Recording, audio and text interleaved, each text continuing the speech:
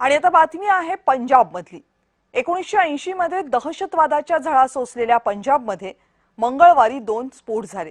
जालंधरमध्ये एका स्कूटीमध्ये स्फोट झाला। जालंधरमधल्या बीएसएफ मुख्यालयाच्या बाहेर ही स्कूटर उभी होती, त्याच्यामध्ये भीषण स्फोट झाला। हा स्फोट इतका मोठा होता की आजूबाजूच्या वाहनांच्या काचा फुटल्या।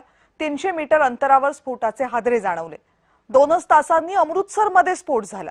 लष्कराच्या खासा कॅम्प बाहेर 2 जणांनी स्फोटकं फेकली आणि ते पळून गेले। सुदैवाने या दोनही स्फोटांमध्ये कुणी मेजर जखमी झालं नाही। पंजाबचे मुख्यमंत्री भगवंत मान यांनी मात्र एक अजब दावा केलाय।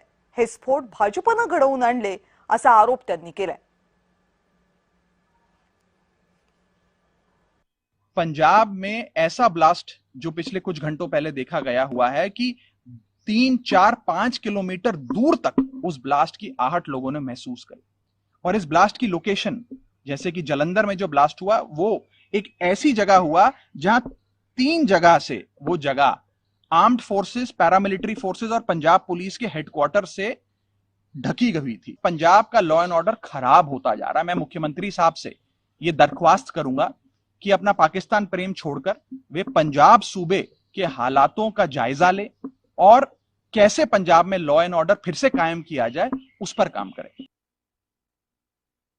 बीजेपी फिरकू पार्टी है। बंगाल दी चोण जिहड़ी खत्म हो गई, उन्होंने आप ही कहा हुण पंजाब दी वारी है। इहदा मतलब ये जिहड़े बम धमाके होए ने, छोटे मोटे ब्लास्ट होए ने, जो भी जांच जारी है। ये बीजेपी दी पंजाब दी इलैक्शनां दी तैयारी है। ओह इदां ही हिंसा फैला के लोकां नूं डरा के धमका के ही वोटां लैंदे आ।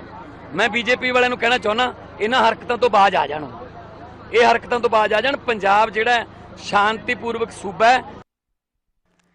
आणि पंजाब मधले हे स्फोट इतके चिंताजनक काय, त्यावर एक नजर टाकूया।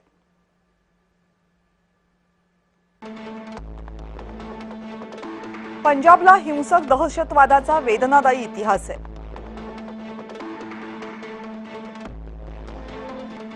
1980च्या दशकात पंजाबमध्ये खलिस्तानी अतिरेक्यांकडून हजारो लोकांची कत्तल झाली। 1995च्या आसपास पंजाबमधला दहशतवाद संपवण्यात यश आलं। पंजाब हे सीमावर्ती राज्य आहे। पाकिस्तानच्या आयएसआय कडून अस्थिरता निर्माण करण्याचा सतत प्रयत्न होतो।